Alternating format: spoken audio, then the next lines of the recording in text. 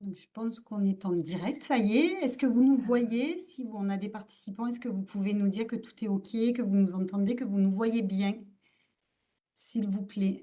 Bonjour à tous, on vous laisse évidemment le temps de vous connecter. Vous allez arriver d'ici peu. Dans quelques minutes, parce que c'est pas encore tout à fait l'heure. Non, c'est pas encore tout à fait l'heure. On démarre tout doucement et puis après on va pendant une demi-heure vous parler de l'enseignement et de ce fameux métier d'enseignant. On fera évidemment un point sur le métier et comment se décider à se lancer, se reconvertir vers ce métier.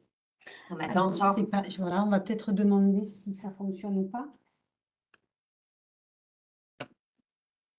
Ah, mais voilà. Ça y est, ça fonctionne? Je pense que nous sommes bons. OK. Bonjour, merci aux derniers participants de nous avoir rejoints aujourd'hui. Donc, je suis accompagnée de Brigitte Buisson, qui est la Bonjour. directrice générale de FortProf. Donc moi, je suis Aurélie Lampérière, la directrice pédagogique de FortProf. Et aujourd'hui, on a fait le choix de revenir sur le métier d'enseignant, dont on parle beaucoup, particulièrement au mois de septembre, puisque les rentrées sont faites et que bah, chaque année, certains d'entre vous se posent la question, et si c'était moi? Eh bien, on va tâcher de vous aider à y répondre. Alors, on va, dans un premier temps, revenir sur l'Institut, vous présenter FortProf, et puis évidemment, on reviendra sur le métier d'enseignant. Quel est le métier, quelles sont les missions du métier d'enseignant aujourd'hui, hein, les missions évoluent évidemment aussi avec la société. Et puis après, c'est de vous donner des conseils sur la façon de valider son choix et de se lancer et de se reconvertir, parce que il est évidemment possible de devenir enseignant dans la continuité de ses études, mais aussi de le devenir après une première carrière professionnelle. Voilà, on va vous proposer de vous expliquer tout cela. Oui, ça devrait durer à peu près une demi-heure. Et évidemment, pour les personnes qui doivent nous quitter en cours de route, ne vous inquiétez pas. De toute façon, tous les lives sont rediffusés après, après la diffusion pour vous permettre de le regarder en replay. Donc, comme vous disait Aurélie, moi, je vais commencer par vous présenter rapidement FortProf, l'Institut FortProf. Donc, FortProf, c'est un institut qui existe maintenant depuis une trentaine d'années et qui est spécialisé dans la préparation au concours de professeurs des écoles. Nous ne faisons que ça. Ça nous demande beaucoup de temps et d'énergie, mais c'est quelque chose que l'on fait avec passion, puisque notre travail ne s'arrête pas à l'accompagnement euh, au concours, mais également à la prise de poste et à l'accompagnement à vos premiers pas dans ce métier-là. Nous sommes passés en 2024 société à mission, donc c'est important pour nous parce que ça permet de vraiment vous assurer que ce métier, on le connaît parfaitement. On est accompagné par plus de 250 formateurs qui sont tous des personnes issues de l'éducation nationale, qui sont des inspecteurs, des conseillers pédagogiques, des professeurs des écoles maîtres formateurs et qui vraiment vont vous donner des armes pour vous, les personnes en reconversion, pour réussir ce concours, mais également pour comprendre les enjeux de ce métier. On ne devient pas PE par hasard et il faut connaître l'institution et le monde dans lequel vous allez vous immerger, puisque il y a plein de choses à connaître sur ce vaste métier. FortProf, c'est une équipe d'une petite douzaine, quinzaine de personnes au siège social, donc qui est situé aux Angles, près d'Avignon. Mais c'est, comme je vous le disais, aussi et surtout 250 ou 300 formateurs qui sont sur tout le territoire national, y compris dans les dom-toms, puisque nous avons des centres écoles partout en France pour répondre à la demande d'accompagnement personnalisé, etc. Mais également des plateformes de cours en ligne, évidemment, des visioconférences, toute une panoplie de formations qui sont vraiment là pour s'adapter aux impératifs professionnels, familiaux, etc. de nos apprenants, de nos stagiaires.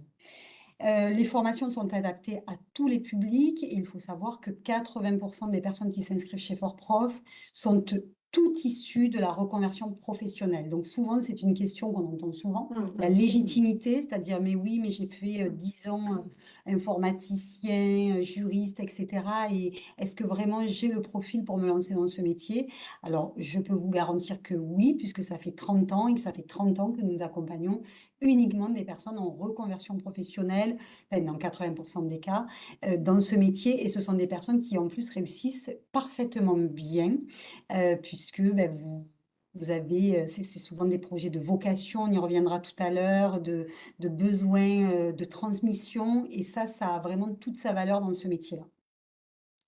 Donc, aujourd'hui, pour vous donner un ordre d'idée quand même, parce qu'on ne se représente pas bien ce que ça fait 30 ans d'existence, sur cette formation-là.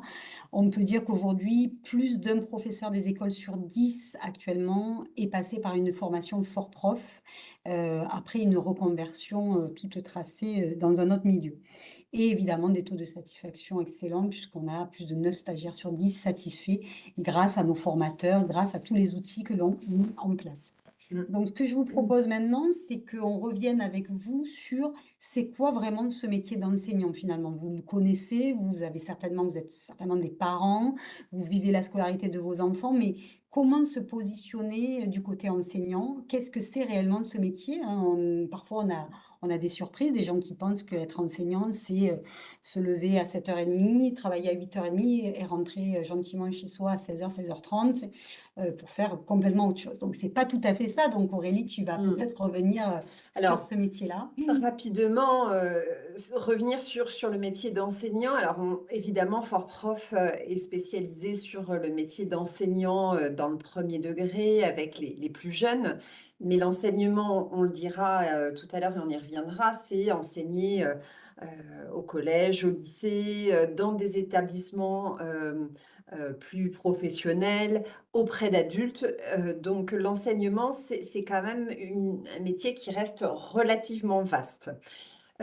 C'est avant tout un métier dans lequel, on transmet des connaissances, des compétences et des valeurs à donc, ce public, hein, que j'évoquais, enfants, adolescents, hein, c'est ce qu'on vous a écrit, mais aussi, des adultes et le but, c'est vraiment de les aider à grandir, à se développer intellectuellement, à trouver leur place dans la société et puis d'être bien, eux, et de grandir aussi avec confiance. Et c'est vraiment, un métier de sens, hein, quand on a des personnes en reconversion professionnelle. On vous partage quelques témoignages. C'est un métier que l'on fait parce que on va faire partie de la vie d'un enfant, d'un adolescent, d'un adulte, pour lequel on va compter parce qu'on va lui transmettre véritablement, quelque chose, des connaissances, mais pas que. C'est aussi tout le savoir-être en Tout à fait. société pour grandir et trouver sa place. Évidemment, l'enseignement, une grosse partie, c'est vraiment de leur transmettre, des apprentissages. Alors pour cela, quel que soit, le public, on a des programmes, officiels que les enseignants, vont devoir respecter, mais qui guident vraiment aussi leur travail de préparation, et qui, les aident aussi à comprendre ce que l'enfant ou l'adolescent, à tel ou tel moment, est capable d'apprendre. Voilà et c'est aussi, d'amener chez les plus jeunes, chez les collégiens et les lycéens, cet esprit critique puisque ils sont, des citoyens. Ils vont grandir dans une société dans laquelle ils grandissent, mais qu'ils vont, construire aussi pour leur génération et celle des autres, hein, leurs propres enfants. Donc c'est vraiment un métier qui est extrêmement riche, et puis leur quotidien, alors évidemment, comme le disait Brigitte, c'est pas simplement faire la classe. Il y a une préparation des cours, qui va demander de l'implication, de la réflexion et c'est aussi ce qu'en fait toute la richesse parce que, quelle que soit la classe et même si on a l'occasion d'avoir la même classe pendant plusieurs années, les élèves ne sont jamais les mêmes et donc on se questionne toujours différemment. On anime sa classe différemment Et puis ces dernières années, si on se souvient pour certains de cours magistraux, dans lesquels, Essentiel. voilà, on était très à l'écoute et on prenait, des notes un peu plus grand. Ce métier a beaucoup changé puisque déjà les enfants, on arrive à mieux identifier leurs besoins, et donc on apprend à mieux différencier ce qui peut les aider individuellement et dans le collectif à comprendre, à apprendre et progresser. Donc c'est aussi apprendre à différencier, ça c'est important, de gérer l'individu et le groupe, le collectif, et travailler aussi, et c'est aussi une partie évidemment intéressante de l'enseignement, c'est qu'on travaille en équipe, que ce soit avec évidemment les collègues enseignants, la direction enseignante, l'institution quand c'est dans le public ou même dans le privé, mais c'est aussi travailler avec des acteurs qui Extérieur? sont, voilà, qui sont extérieurs et qui peuvent aider, à l'accompagnement de certains enfants, adolescents, un psychologue, un orthophoniste, les collectivités, Mmh. et les municipalités. Donc il y a vraiment une richesse dans les relations que l'on va avoir en qualité d'enseignant. Et la construction de projets aussi, hein, Et dans la une école, construction, voilà, il y a absolument. des projets Avec un super projet crucial. obligatoire, hein, dans les écoles, par exemple. Chaque école a un projet, Mmh. qui est validé et qui nourrit, les choix pédagogiques des enseignants dans chacune des classes et qui met l'accent sur les points sur lesquels il faut plus spécifiquement travailler dans telle école à telle période. Voilà. Donc Aurélie, qu'est-ce qu'on pourrait dire des qualités, qualités essentielles, hein, Alors, d'un futur enseignant? Qu'est-ce que ça ouais. peut être? Alors quelques-unes Ouais, on évidemment en a parce qu'on ne peut listé pas toutes les quelques-unes parce lister. que voilà, mais évidemment, faire preuve de pédagogie, hein, savoir, adapter, sa classe et son enseignement. Pourquoi à certains moments, je vais choisir de travailler et les faire travailler plutôt de manière individuelle ou en petits groupes. Donc savoir adapter sa pédagogie. Il faut faire preuve de patience et de Oui, bienveillance, hein. évidemment. C'est quand même préférable parce que, les enfants, les élèves, Ça c'est dans la arrive. répétition, c'est, parfois des choses qui nous paraissent évidentes, mais qui ne le sont pas forcément. J'ai noté l'autorité et la gestion parce que vous êtes quand même gage et d'un cadre, auprès des élèves qu'il faut évidemment leur Mmh. apporter. Il faut savoir être organisé, hein, c'est un peu être chef d'orchestre, hein, tout est un peu millimétré et quand, forcément il y a quelque chose qui déborde, il faut être en capacité d'adapter ses contenus. L'écoute, l'empathie, la passion, c'est vrai que, voilà, c'est un métier, on me disait de sens, c'est un C'est métier, il faut mieux, le oui. faire C'est mieux. avec cœur, quoi, hein. Ça se sent. Mmh. Hem Et puis la capacité à savoir travailler en équipe et puis la créativité, l'adaptabilité parce que le métier d'enseignant, il faut avoir envie de se renouveler, Se remettre en question se aussi, remettre hein. en question. Il y a une évolution, de la Mmh. société, mais des programmes qui changent régulièrement.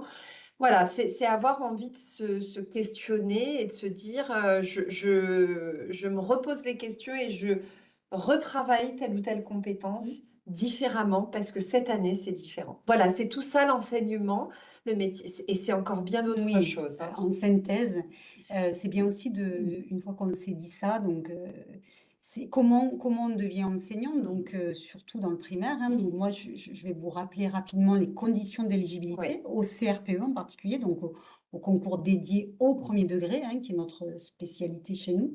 Donc c'est, alors sachant qu'en plus cette année, il y a eu une réforme, donc il y a 2 concours qui cohabitent au moins jusqu'en fin 2017.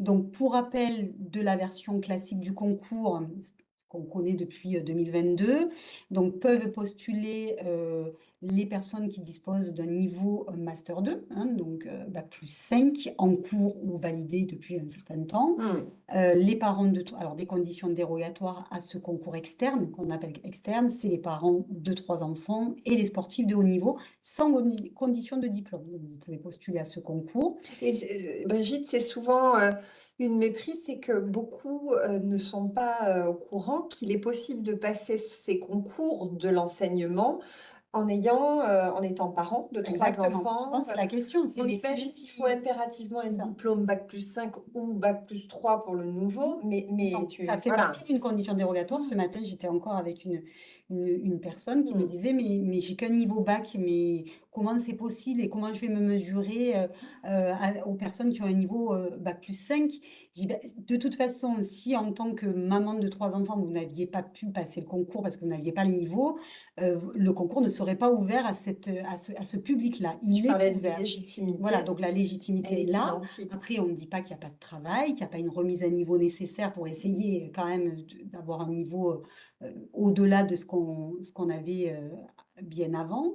Mais vous pouvez, les parents de 3 enfants peuvent passer, le concours externe la version réformée, classique, pardon, parce que vous avez d'autres qualités, que peut-être d'autres profils n'auront pas. Donc c'est tout à fait possible.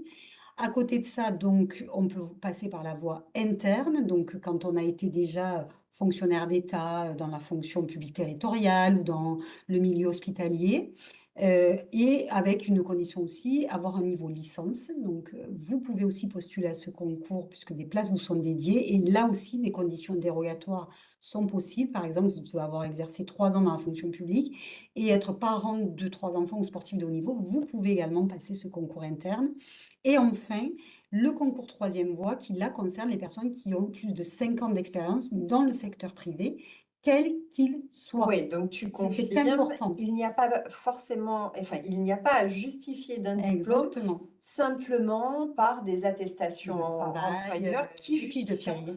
de manière continue ou discontinue d'ailleurs, Exactement. les 5 ans d'expérience dans le privé. C'est ça. Il faut récolter toutes ces pièces justificatives puisqu'elles vous seront demandées, puisqu'il faut s'assurer Mmh. d'avoir ces 5 années, d'expérience. Mais après, peu importe le secteur d'activité, encore une fois, nous, on a des personnes qui étaient dans des postes informatiques, dans des postes, ju de la La compta, compta, le commercial, secrétariat, enfin vraiment commercial, c'est très, très, très hétérogène. l'ingénierie, c'est Exactement. extrêmement Mais divers. justement, c'est tout ce qui fait la force et c'est tout ce qui est intéressant puisque ces profils différents amènent des compétences et des appétences Mmh. différentes dans le milieu de l'enseignement. Donc ça, c'était pour la version classique. La version réformée, hein, donc qui est en cours pour l'année qui arrive et pour, les années futures. Vous savez qu'il y avait une crise de vocation, c'est-à-dire qu'il y a il me semblerait qu'il y a de moins en moins de personnes qui se lancent dans ce métier pour des raisons diverses et variées. Donc là, le ministère, en avril, a décidé d'abaisser le niveau du concours au niveau licence. Donc, vous avez 2 concours qui cohabitent, la version réformée, la version classique et la version réformée sur l'externe uniquement. Pour l'instant, ce n'est pas ouvert, ce concours n'est pas ouvert pour les troisièmes voies et je crois que c'est tout. Donc vous pouvez, si vous avez un niveau licence, postuler à ce concours réformé. Donc plus nécessaire d'avoir, concours, niveau, bac+5 et de la même façon, si vous êtes parent de 3 enfants, sportif de haut niveau, vous pouvez passer par cette voie-là, par le concours externe version réformée. Voilà, donc je pense qu'on a à peu Oui, près, c'est clair. Alors tu vas peut-être revenir parce que l'idée c'était d'avoir un peu de visibilité sur, être enseignant, oui, mais où c'est dans vrai quel qu'on le disait tout à l'heure, ça peut être dans des établissements et des niveaux très différents. exactement. Donc si vous voulez être, enseigné pour des enfants, c'est-à-dire de la maternelle, hein, donc sortis de la crèche, 2 ans et demi, 3 ans, jusqu'à 11 ans. Là, on est en école élémentaire et en école maternelle, c'est ce qu'on appelle l'école primaire. Donc là, vous rentrez dans le cercle il vous faudra forcément le CRPE, le concours de recrutement des professeurs des écoles.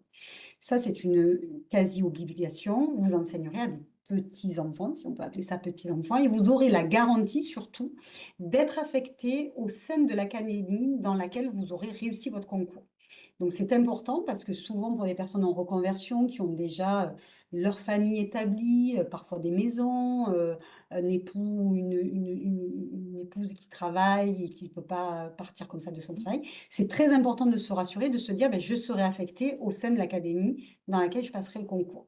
Ce qui n'est pas le cas d'ailleurs du collège et lycée, hein, donc le secondaire, c'est-à-dire, début de sixième jusqu'à fin de lycée, jusqu'au bac. Là, vous savez que quand vous passez le concours, vous pouvez être amené à être affecté n'importe où en France, en métropole. Absolument. Donc voilà, c'est un peu la différence. Ce qu'on pourrait dire, c'est que dans le primaire, vous êtes prof pluridisciplinaire, c'est-à-dire que vous allez devoir prendre en charge plusieurs disciplines, hein, toutes les disciplines du programme de l'école primaire. Donc vous ferez aussi bien des maths que du français, que des sciences, que de l'histoire, que des arts, etc., etc. C'est pour ça que le concours est vaste et Mmh. est pluridisciplinaire, alors que dans le secondaire, vous allez vous spécialiser sur une discipline. Maths, français, histoire géo, langue, etc. On en a mis quelques-unes. Donc les recrutements pour ça, si vous voulez devenir prof de collège ou de lycée, il vous faudra passer soit le CAPES, soit le CAPET, soit l'agrégation, etc. Et avec cette particularité, je passe un concours, mais je n'ai pas la garantie d'être affectée Mmh. dans mon académie proche. Mmh.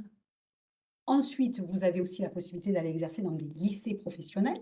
Donc là, vous êtes enseignant de matière générale ou plus professionnelle, hein, sécurité, médicale, etc. Et vous allez passer le euh, KPLP. Voilà, je cherchais CA, donc c'est KPLP. Donc en mécanique, en gestion, coiffure, électricité, cuisine. Donc là, vous êtes vraiment au proche d'étudiants ou de jeunes qui envisagent de se spécialiser dans un métier en particulier. Ou vous souhaitez devenir prof d'université, et là, vous allez passer à un niveau supérieur.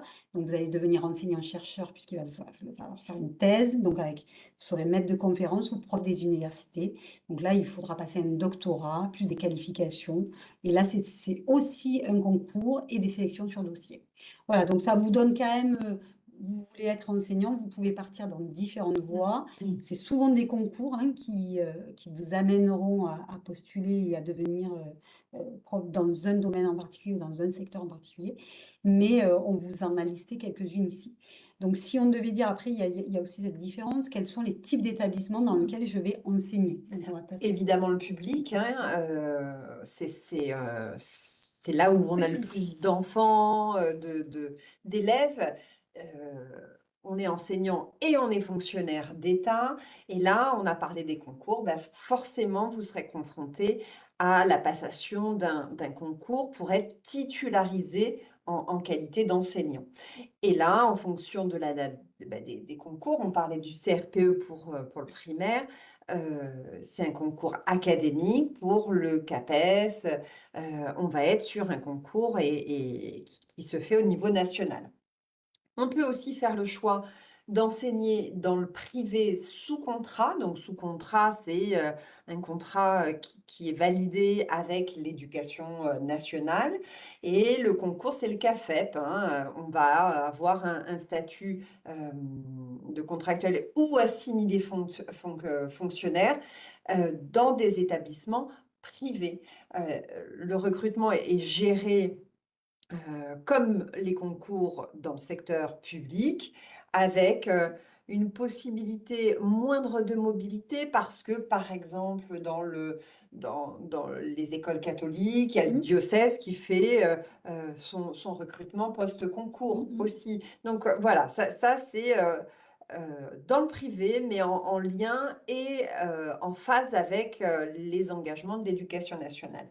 Et puis vous avez des établissements privés hors contrat. Il n'y a pas de concours requis, hein, et donc pas d'aide d'État. Le recrutement est géré intégralement par les établissements. Après, évidemment, il y a moins de visibilité et c'est moins hiérarchisé au niveau des grilles de rémunération, de l'évolution professionnelle et la protection sociale. Mmh. Et enfin, tout à l'heure, on évoquait le fait de devoir passer des concours et ces dernières années, vous l'avez certainement entendu, il est possible de postuler, dans certaines académies, pour pouvoir être contractuel. Ça ne vous engage pas à passer un concours. Vous êtes recruté quand il y a un poste évidemment de disponible, et au pied levé, vous intervenez dans les écoles, dans les collèges, établissements pour pouvoir enseigner. C'est un choix, Ou pas. ou pas. Parce que parfois, on a des enseignants qui nous disent: «Bah, je C'est suis ça, contractuelle, mais j'ai pas c'est de ça. poste et je l'ai pas su jusqu'au dernier moment». C'est vraiment C'est un choix la où on mmh, n'a pas de ouais, visibilité évidemment et puis en termes d'évolution, eh bien, vous faites d'une année sur l'autre, vous ne pouvez pas savoir ce qui vous attend. Donc exactement. voilà, c'est du ponctuel. Et ça peut correspondre à certaines, Absolument, catégories de personnes, hein, qui absolument. recherchent ça Qui veulent et ça s'essayer, ouais. qui vont aussi parfois être contractuels et préparer en parallèle un Mmh, concours parce que oui, ça permet de se tester aussi sur le terrain, exactement. hein.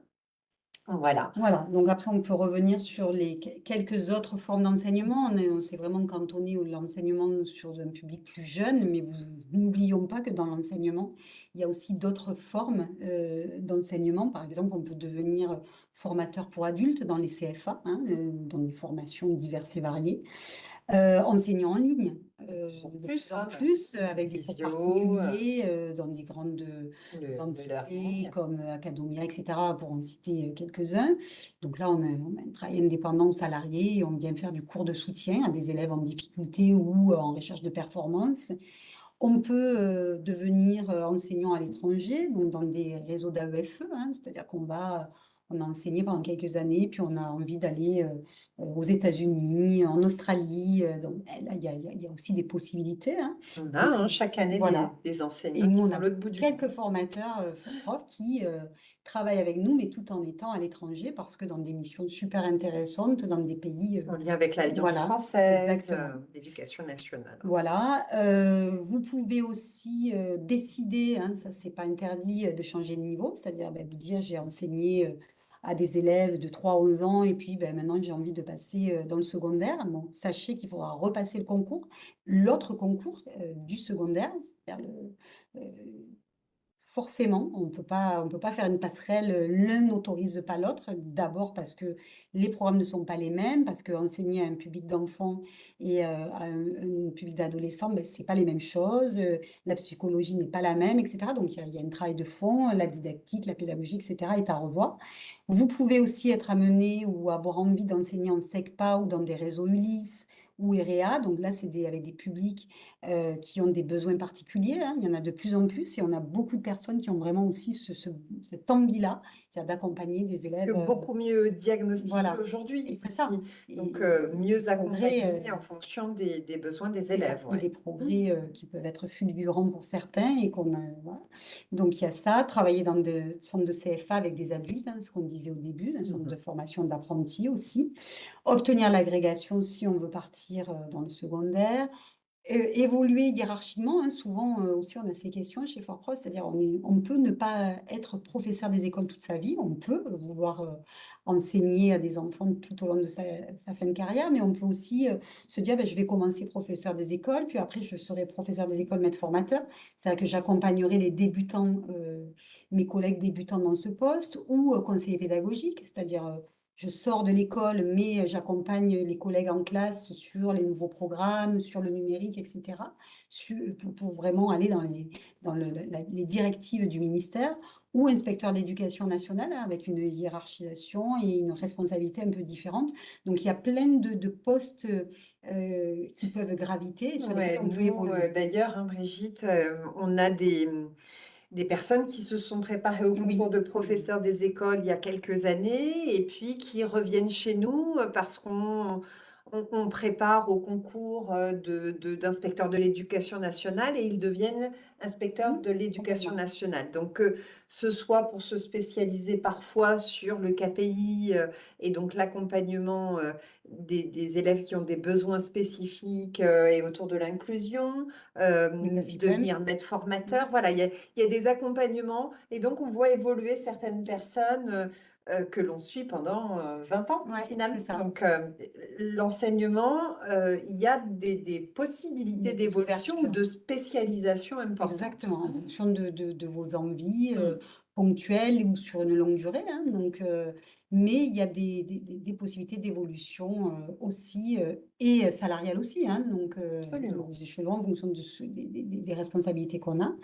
On peut aussi, on l'a un peu évoqué au début, enseigner à l'étranger, hein, dans des réseaux AEFE, des établissements français à l'étranger, là, c'est des recrutements directs ou par détachement, ou des détachements dans, d'autres structures telles que les ministères, hein, il y a quand même pas mal de Mmh. personnes qui travaillent, pour les affectations, pour le recrutement dans le ministère, dans les collectivités territoriales, dans des associations éducatives, donc bref, ce milieu de l'enseignement est quand même, très, très large et vous ouvre de belles perspectives, en fonction de vos envies, ou pas, mais voilà, donc sachez-le. Donc comment on valide sa reconversion? Si on se dit: «Finalement, oui, je veux me lancer», comment je fais et comment je m'assure d'avoir un projet cohérent? Aurélie, donc, Oui, alors, c'est vrai que nous, depuis, depuis quelque temps, quelques années, on accompagne aussi à l'évolution professionnelle, et notamment par le bilan de compétences, hein, qui est un bilan que l'on propose, avec la Fabrique du Prof, qui propose des formations continues pour les enseignants, l'après ap l'après l'après CRPE, voilà, hein, exactement. et l'idée d'un bilan de compétences est intéressante parce que s'engager dans l'enseignement ou dans une reconversion en général, c'est toujours intéressant de pouvoir y réfléchir, prendre de la hauteur avec son quotidien. On a parlé des conditions d'accès, et cetera, mais de savoir si c'est quelque chose qui est fait pour soi ou si peut-être il est intéressant de ne pas découvrir s'il n'y a pas d'autres secteurs d'activité qui peuvent vous correspondre après avoir exercé une activité professionnelle pendant de nombreuses années qui ne vous apporte plus Exactement. satisfaction. Alors, un bilan de compétences, c'est un accompagnement avec un coach dédié de manière individuelle avec lequel vous allez travailler pendant 3 mois, pendant 24 heures au total, avec des entretiens individuels et 3 phases, puisque le bilan de compétences, rappelons-le, hein, c'est encadré par la loi. Donc, c'est un dispositif dans lequel on a un nombre d'heures à respecter et 3 phases qu'on vous présente ici, hein, une phase préliminaire qui consiste évidemment à prendre le temps de vous écouter, à analyser votre situation, Mmh. votre demande, vos besoins, de vous expliquer, nous aussi, comment on va fonctionner avec vous, la durée, les modalités, hem et puis ensuite enclencher vraiment un planning pour que vous ayez de la visibilité sur tout le travail autour de ce bilan de compétences. Ensuite, vous allez avoir une phase d'investigation qui est vraiment la phase de recherche, de réflexion et d'analyse sur vous.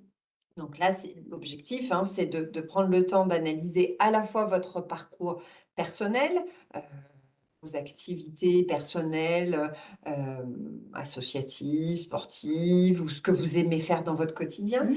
vos activités professionnelles, quelles ont été ces activités professionnelles dans lesquelles vous avez développé des compétences? C'est vraiment de travailler sur un portefeuille de compétences et de s'intéresser à celles que vous aimez le mieux, utiliser. C'est de réfléchir à vous, vos motivations, vos leviers. Qu'est-ce qui vous donne envie de vous lever le matin? Ou C'est plus, de ou plus et mmh. d'écarter cela. Et donc, tout cela, c'est à partir d'outils et de tests. Alors nous, on a mis en place une plateforme qui vous est dédiée. C'est une plateforme, je vous en partagerai juste après une petite vue, mais dans laquelle vous allez, vraiment réaliser tout votre bilan avec, toutes les phases des outils et des tests que vous allez réaliser en ligne, pour lesquels vous allez avoir, ensuite, un échange avec le coach, qui C'est la sont, base du voilà, sujet. c'est ça. Mmh. Les coachs qui sont, tous certifiés Mmh. coach Bien en sûr. orientation professionnelle, pour lesquels et avec lesquels on a travaillé autour de l'enseignement, mais pas que, parce que ce sont et on souhaitait s'entourer de coachs, qui ont, de l'expérience et qui ont une connaissance des différents secteurs d'activité Mmh. professionnelle. Hem et donc, avec eux, vous allez pouvoir travailler aussi sur votre personnalité, sur, vos valeurs et cetera, et cetera. C'est vraiment de se poser et de faire ressortir ce que vous ne voulez plus et ce que vous voulez et d'identifier, bah, les projets professionnels que vous avez envie de construire et d'en formaliser vraiment un plan d'action très clair et des échéances, si besoin de formation, lesquelles, et cetera, et cetera. Avec évidemment une phase de conclusion dans laquelle, bah, vous validez un projet prioritaire et éventuellement un projet secondaire qui voilà, qui peut venir, heu, en arrière-fond et vous sera remis une synthèse, confidentielle dans lequel, vous retrouverez tous les éléments d'analyse de votre bilan et les actions à mettre en œuvre pour concrétiser vos projets. Donc c'est vraiment un accompagnement pour vous. Un Alors on moment pour s'isoler, pour c'est ça. penser à soi, en fait, hein, C'est donc ça, mmh, exactement. Alors, je dirais que c'est vraiment, l'intérêt de ce bilan de compétences avec la Fabrique du prof, c'est qu'on a vraiment travaillé avec nos coachs sur une spécialisation pour le domaine de l'enseignement, et alors ça c'était aussi important pour nous parce qu'on a des enseignants, qui veulent aussi évoluer, qui sont passés par Fort-Prof mmh, et qui veulent réfléchir à une évolution à la suite, ouais. professionnelle, qu'elle soit, horizontale, verticale, pour évoluer, prendre des fonctions managériales, pour, pouvoir se spécialiser. On parlait, de l'inclusion tout à l'heure. C'est de réfléchir autour de l'enseignement et des pistes possibles. Donc, les enseignants sont évidemment aussi les bienvenus, pour réfléchir avec nos coachs, sur leur, évolution professionnelle. C'est un bilan, je disais, qui est encadré et qui a été validé par France Compétences et donc qui est finançable par le CPF que vous auriez. Évidemment, hein, il y a toujours une part, De puisque reste à ça, charge. il y a un reste à charge obligatoire. C'est l'État qui, évidemment, impose aux salariés d'en prendre Mmh, une partie en charge qui reste relativement minime par rapport au coût d'un bilan de compétences global.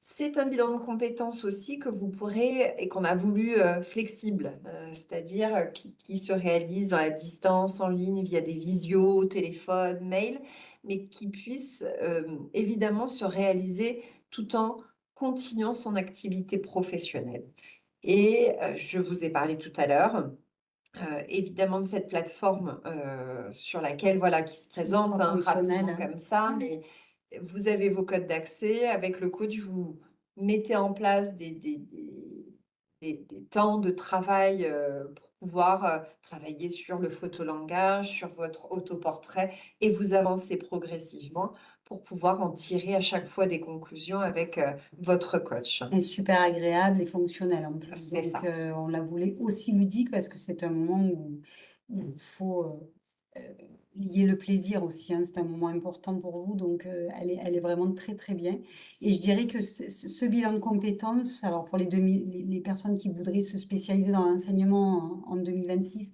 c'est un peu court puisqu'il faut prendre le temps, de maturer le projet, mais pour, par exemple, les personnes qui, auraient, cette éventualité pour 2027, c'est le moment, mmh, d'utiliser, s'il vous reste du budget CPF, ce bilan de compétences pour pouvoir, vraiment, réfléchir sur ce projet de reconversion, avec un coach dédié et puis après, bah, se lancer dans la préparation au concours, hein, pour 2027.